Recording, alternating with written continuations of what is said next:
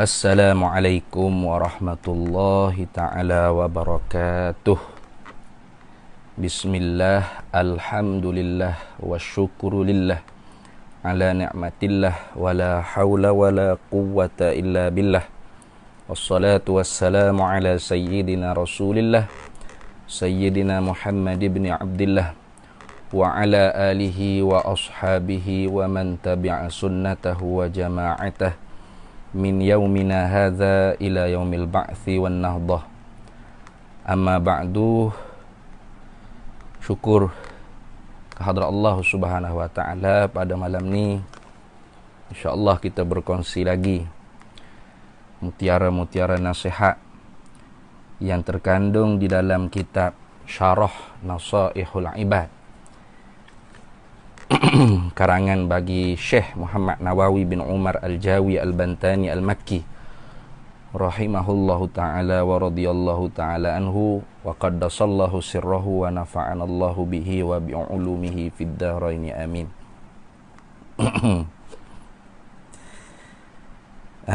Kita tengok pada muka surat yang ketujuh. Muka surat yang ketujuh. Wal maqalatu sabi'atu wal 'ishruna, dan bermula maqalah as-sabi'atu wal 'ishruna yang ke-27.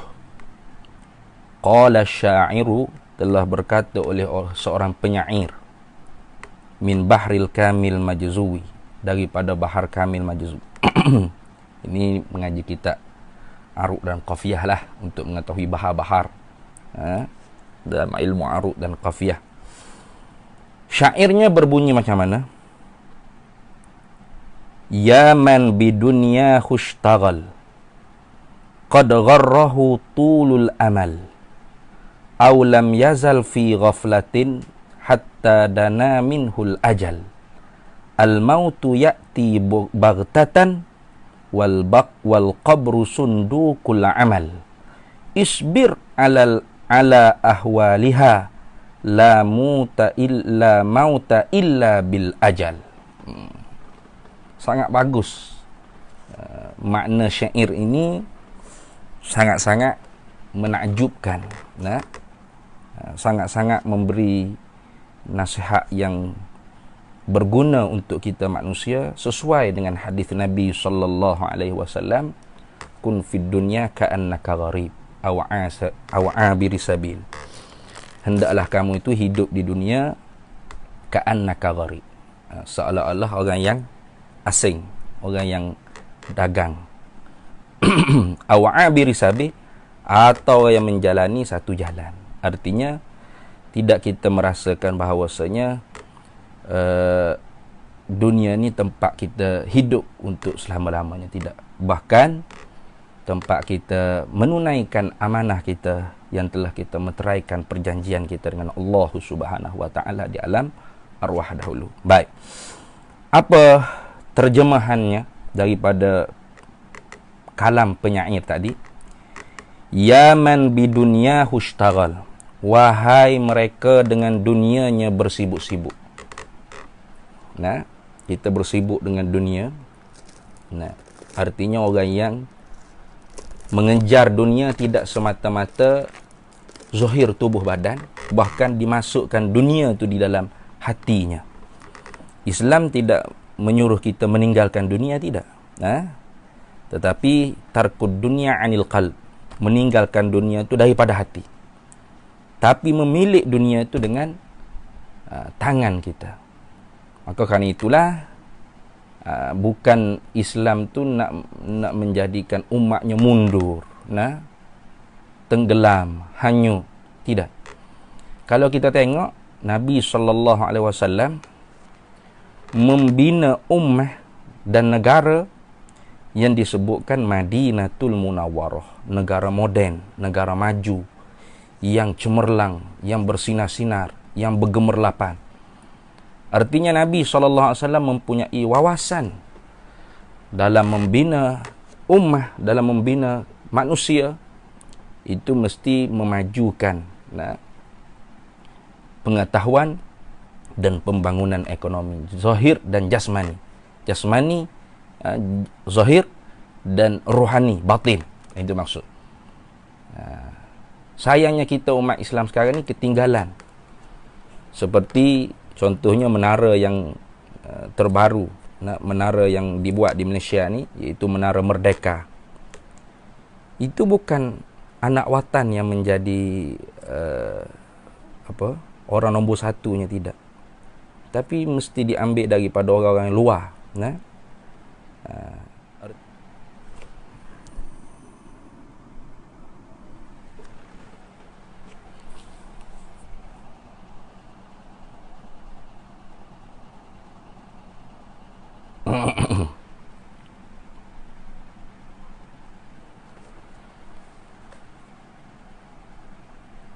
Baik.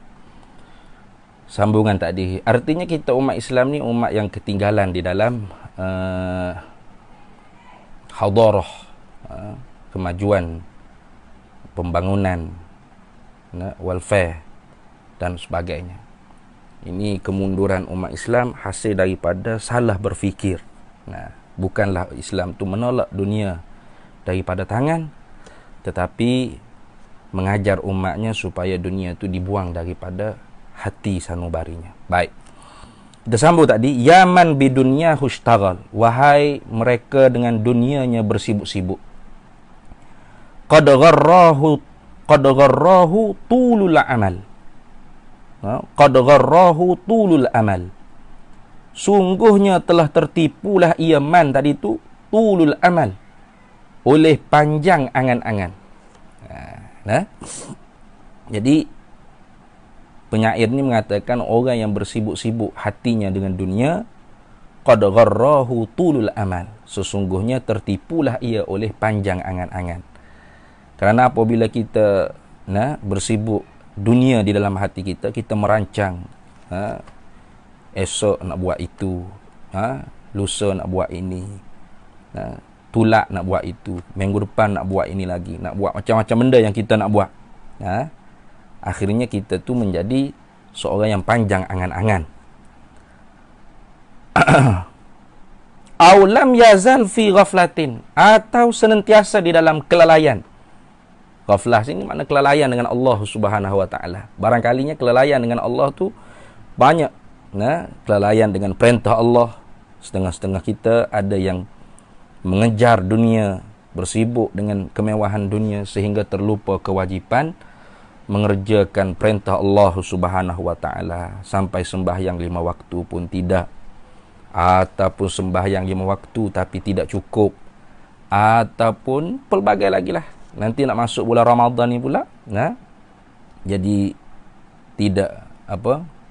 tidak berpuasa dan sebagainya. Ini termasuk aulam yazal fi ghaflatin, atau senantiasa fi ghaflatin, senantiasa di dalam kelalaian.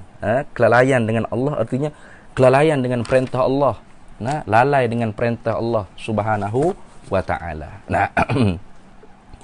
Jadi kelalaian dengan Allah tu, kalau orang yang makam tingginya, kelalaian dengan Allah artinya nafah demi nafahnya putus, tidak mengingati Allah Subhanahu wa taala. Itu tinggilah bagi orang yang makamnya tinggi. Tapi bagi kita orang yang awam ni, macam saya orang awam, erti kelalaian, ghaflah, artinya tidak mengingati perintah Allah Subhanahu wa taala, ataupun mendatangi, mengerjakan perintah Allah Subhanahu wa taala tidak sempurna, tidak bersesuaian apa yang diperintah oleh Allah Subhanahu wa taala.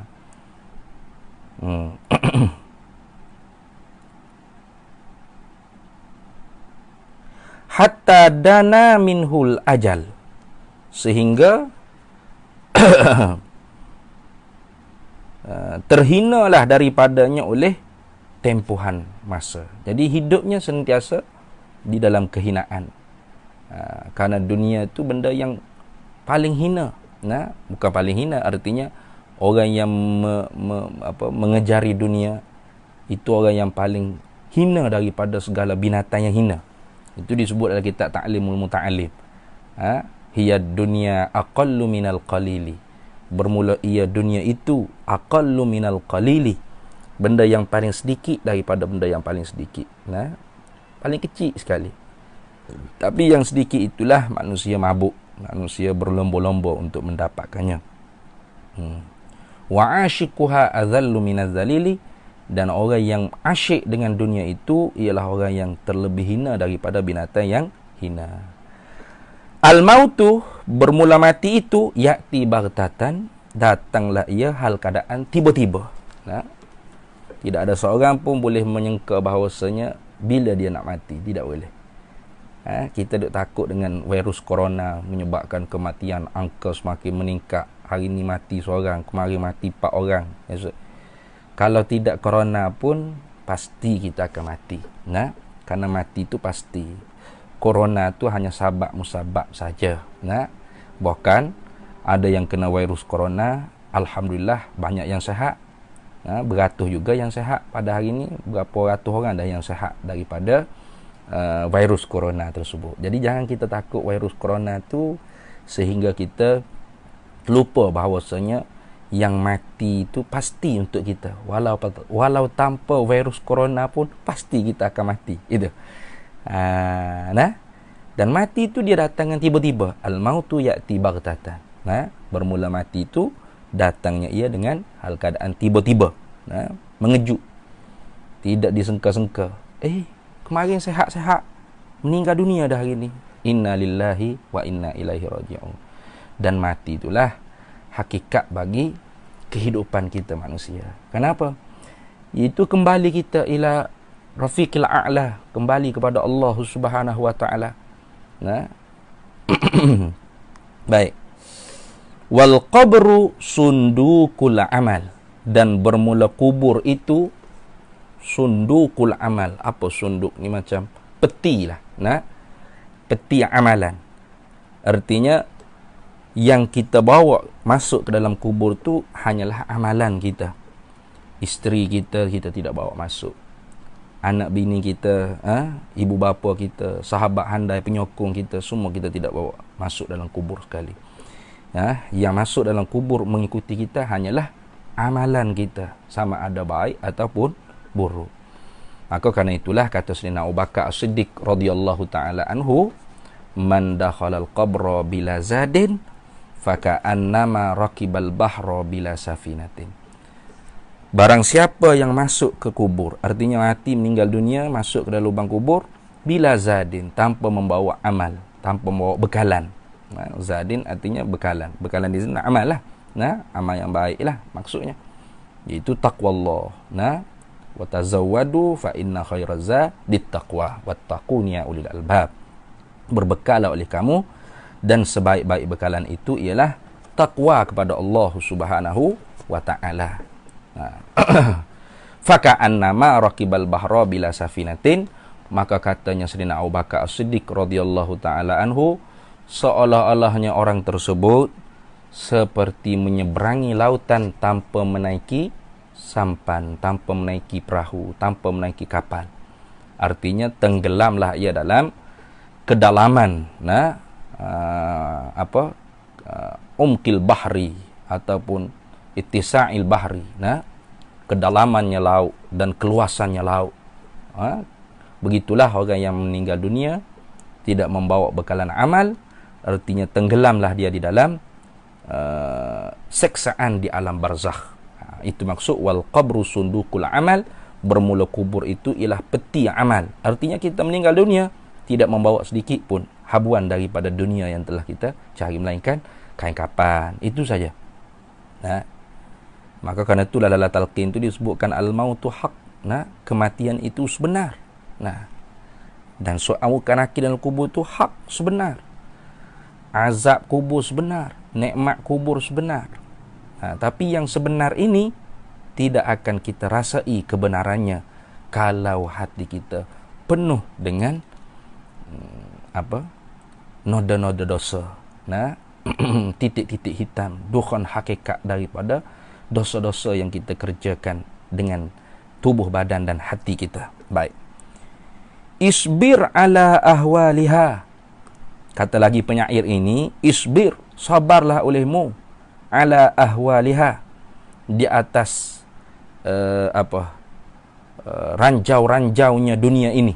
Nah, cobaan dunia ni, memang dunia ni dijadikan untuk kita tu darul ibtila, tempat untuk dicoba, tempat untuk diuji. Nah, tidak mengapa kita diuji dengan kesakitan, diuji dengan kemiskinan. Kenapa? Kerana yang Allah Ta'ala naknya ialah kita tu memperbaikikan hati kita dengan Allah Subhanahu Wa Ta'ala. Nah, Allah menguji dengan kekayaan dan kemiskinan, dengan kesukaan dan kesedihan, kedukecitaan dan sebagainya. Itu semua ujian daripada Allah Subhanahu Wa Ta'ala, yang kalau kita sebagai hamba dapat menangkapinya dengan benar, sebagai seorang hamba kepada Allah Subhanahu Wa Ta'ala, senantiasa menyangka baik dengan Allah Subhanahu Wa Ta'ala. Bila diberikan nikmat, kita bertakwa kepada Allah. Kekayaan, pangkat, kita bertakwa kepada Allah. Bila diberikan kemiskinan, kesusahan, kehinaan, kesempitan hidup, kita bersabar. Bila diberikan kita melakukan kekuatan amal ibadah, maka kita syukur kepada Allah. Bila kita dijatuhkan dalam dosa, larangan Allah, maksiat, maka kita bertaubat. Jangan sekali-kali kita putus asa daripada rahmat Allah. Kerana apa yang Allah Ta'ala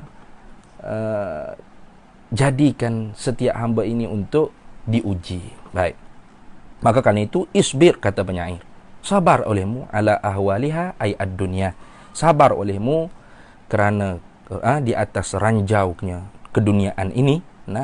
La mauta, tidak mati kamu, illa bil ajal, melainkan dengan sebab sampai ajal. Ini illa mauta illa bil ajal.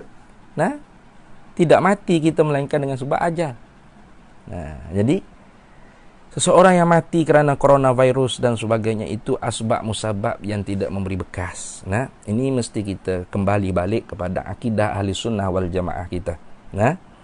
Yang mematikan Allah, yang menghidup Allah. Tetapi di sana perlulah menjalani syariat. Syariat juga mengajar kita supaya menjaga hidup yang sihat, menghindari wabak dan menghindari yang panggil penyakit-penyakit. Jangan apabila kita meyakini Allah lah yang memberi kematian, Allah yang mematikan, Allah yang menghidupkan, lalu syariatnya kita langgar. Ini salah. Ini tidak betul. Tidak betul dalam beragama. Karena itulah man jama'a bainal haqiqah wasyari'ah, barang siapa yang menghimpulkan di antara syariat dan hakikah, maka orang itulah yang akmal, sebenar-benar sempurna di dalam beragama dengan agama Nabi kita Muhammad sallallahu alaihi wasallam, iaitu agama Islam. Baik. Kemudian warawad ad-Dailamiyu, dan telah meriwayatlah oleh Imam ad-Dailamiyu annahu, bahwasanya sallallahu alaihi wasallam qala, bersabda ya Nabi sallallahu alaihi wasallam, tarkud dunya amaru minas sibri, meninggalkan dunia itu terlebih pahit daripada sibri. Kayu pokok yang sangat pahit. Macam kita ni batang wali lah kalau di Malaysia ni. Banyak lagi lah yang pahit. Apa yang pahit? As-sabru kas-sibri. Sabar itu seperti buah kayu yang sangat pahit. Kemudian meninggalkan dunia tu, tarkud dunia, Nabi kata amaru minas sibri, terlebih pahit daripada buah kayu yang sangat pahit tadi. Wa asyaddu, dan terlebih berat min hatmis suyufi fi sabilillah, min hatmis suyufi fi sabilillah, daripada tebasan, libasan ataupun hayunan pedang-pedang di jalan Allah.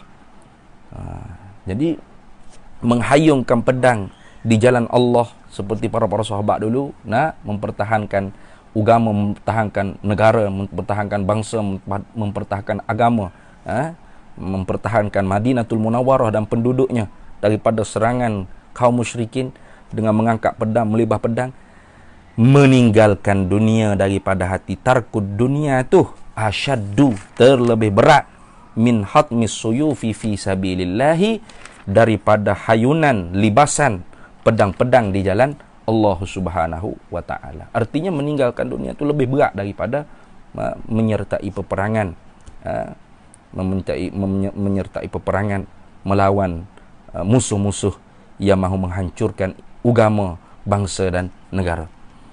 Wala yatrukuha, dan tidak meninggallah ia dunia tu ahadun oleh seorang pun illa, melainkan kata Nabi sallallahu alaihi wasallam, a'tahu Allahu mithla ma yu'ti syuhada, melainkan memberi akan dia oleh Allah seumpama barang yang diberikan akan orang yang mati syahid di jalan Allah. Lepas tu bagaimana nak meninggalkan dunia jalannya?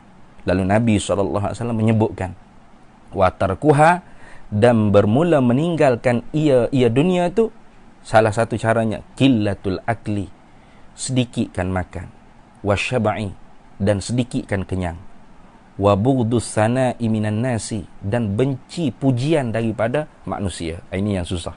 Nah, tapi kalau musim Covid ni, yang susahnya sedikit makan dan sedikit kenyang. Ini susah. Kenapa? Kerana kita tak keluar ke mana-mana. Asyik-asyik nak makan, nak tidur, nak makan, nak tidur je. Itu. Tapi syarak suruh kita sedikit makan, sedikit kenyang. Nah, wa bughdus sana'i minan nasi, dan benci pujian daripada manusia. Kalau kita suka pujian, manusia puji kita suka. Kalau manusia caci kita memang tak suka lah. Tapi untuk meninggalkan dunia, kita kena benci pujian daripada manusia. Artinya apa? Manusia memuji kita tu adalah musuh kita. Itu. Manusia yang mencaci kita tu, itu adalah kekasih kita. Sebab itulah kisah Syekh Junid Al-Baghdadi, isterinya sangat dia sayang. Kenapa sayang? Kerana isteri dia selalu meremeh-remehkan dia. Isteri dia selalu meremeh-remehkan dia, selalu setakat boleh berjalan atas air itik boleh. Itu contoh. Jadi anak muridnya tanya, kenapa Syekh Junid tu selalu mengasihi, sayang pada isteri. Dan isteri dia tu tidaklah orang panggil menta'zim dia, menghormatinya sebagai suami, bahkan sebagai seorang ulama, seorang ra'isus sufi. Tidak. Biasa-biasa saja.